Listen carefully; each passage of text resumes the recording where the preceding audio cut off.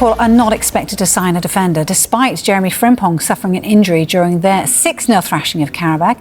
Arne Slot's side secured third spot in the Champions League standings, with Alexis McAllister scoring twice. But obviously, the injury is adding to their woes at the moment. Their defensive problems, they're very evident, aren't they, at the moment? So how big a blow is that to add to it? Defences are always about being settled.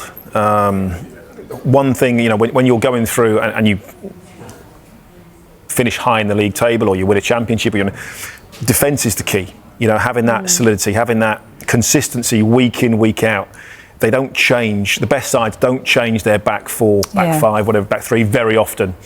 It's settled, and you often find they don't get rested very often. You don't rotate, your defenders too often. So having to change all the time, it's about relationships and understanding. And when that's constantly chopping and changing, it's very, very difficult. And we've seen that with Liverpool this season. You can change your forwards from time to time, but if you keep changing your goalkeeper and you have to change your defensive partnerships, it can have massive consequences. Yeah, and that's why perhaps Arne Slot, who won the Premier League title last season, is facing so much of this so-called noise. Do you believe in this noise? Do you think it's fair, or do you think it's kind of he's set the bar so high? He did incredibly well last season. In his first season to win the Premier League is never easy. And even though people say he inherited a great side, it's still not easy to do that. You still have to manage those players. You still have to get your tactics right. You still have to get these players to perform week in, week out. And he managed to do that, and he was magnificent in doing that. But a lot of changes over the summer. Of course, tragedy as well has also affected them. We don't know how deep that runs, and for some players it will run an awful lot deeper than others. That's a difficult thing for me. Not just the players, but the club to get their head around as well. Okay, they haven't performed. But again, are they one of those sides where they don't perform great in the league this season, but they could go on and win the Champions League? On their day, they have the players. They could beat anybody. They're a little bit inconsistent this season because of injuries, because of a lot of new players and trying to find the right formation, the right chemistry and the right mix. But if that suddenly starts to become cohesive in the last 2 or 3 months of the season, there's no reason why they can't do incredibly well in the Champions League. Yeah, I mean, they've been very convincing, 3-0 against Marseille and then that against Qarabağ, 6-0. I mean, it was very convincing. But like you say, they're winless in their last 5 league games. So it's kind of a difficult one for Slot to kind of probably get his... But also in that, will the players start to go, well, the league's gone. We're not going to win the league. Right. Let's concentrate on the Champions League. And you talk about that mentality shift again, raising your game for a Champions League game by 5 or 10%, because we think, actually, we believe we can win this. Does any Liverpool player genuinely believe they can win the league? No, I would say. They'll come out and say, you ask them in an interview, they say, well, of course we can. We will keep trying our very, very hardest till the very, very end. I would say that would be a little bit of a hollow comment. They don't actually believe, from the position that they're in, that they can win the Premier League. Do they believe they can win the Champions League? Yeah, probably they do. And they've got a greater chance in that. So they might just shift their focus very, very slightly to Champions League over league. To a Tottenham. Exactly. It's more than possible. OK, stay with us for the transfer news. Could Jurgen Strand-Larsen be about to swap one struggling Premier League team for another? We'll discuss that and more next.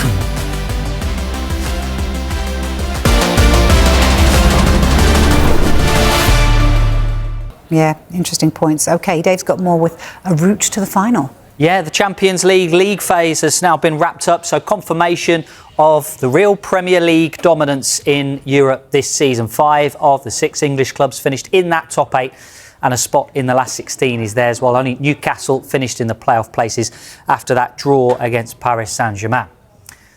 So this is how the final standings look then after the league phase. Arsenal, a perfect 8 out of 8, finished top. Liverpool and Spurs, 3rd and 4th. Chelsea's win in Naples meant they finished in 6th position. Real Madrid's shock defeat, as well as PSG's draw, meant that City sneak into the top 8 and avoid 2 extra fixtures next month. So the road to Budapest starts now then, with the draw taking place on Friday morning. Arsenal as top seeds. They're going to avoid Bayern Munich until at least the final if they get there.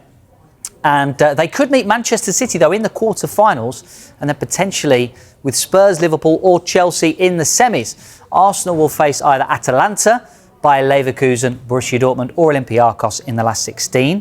Liverpool and Spurs will face one of Atletico Madrid, Juventus, Galatasaray or Club Brugge in the last 16, while Manchester City could be on course for a showdown with Real Madrid again, or possibly Bodo Glimt, who shocked them last week. Of course, Benfica and Inter are their other potential last 16 opponents. Chelsea's reward for finishing 6th is a potential tie with holders PSG, Monaco, Qarabag or Newcastle United. According to our good friends at Opta, Arsenal have the best chance of lifting the trophy in Budapest with a 29.8% probability now. Newcastle, as we mentioned, the only English side not to finish in that top 8. It means a mammoth February of fixtures is on the way for Eddie Howe after they finish January at Liverpool this weekend. They'll have 8 fixtures to contend with, including 4 Premier League games, a Carabao Cup semi-final second leg, a 4th round FA Cup tie, and of course those 2 Champions League playoffs. The English club's performance in the league phase is great news for any Premier League teams who want a spot in the competition next season. England way out in front in UEFA's coefficient table, and this all means that the Premier League is almost certain now to pick up a 5th Champions League spot once again for next season. The top 2 member associations gain that extra place. Vicky? Which is good to hear, isn't it, that we get that extra place.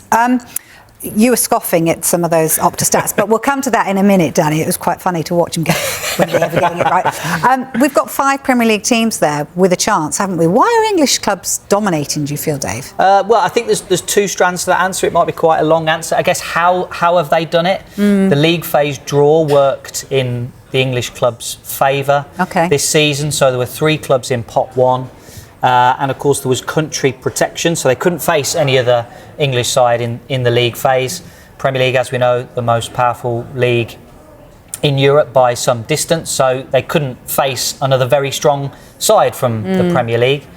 There were 3 other sides outside of pot 1, and actually I think they got quite favourable draws. If you look at Tottenham Hotspur and Arsenal, Tottenham have been pretty ordinary in the Premier League, but they've managed to overcome some decent opponents in the Champions League, but it could have been tougher than it was. So I think how they've done it is the draw has worked in teams' favour, and then the other reason, the underlying reason really, is the finances of Premier League clubs. If we rewind a week, we did the Deloitte Money League results on the Premier League show, which was the top 30 sides who have got the maximum revenue, and essentially there were 6 English sides in that top 10. And that not necessarily is the story, but it's more the clubs outside of the top 10. So you're looking at clubs like Bournemouth, West Ham, Brighton, Crystal Palace, Everton, all in the top 30. They're able to compete with clubs to sign players like Roma, Juventus, Atletico Madrid, some real European giants. And when you're able to compete, you're able to sign some of the best players ahead of those sides. Those good players are already in the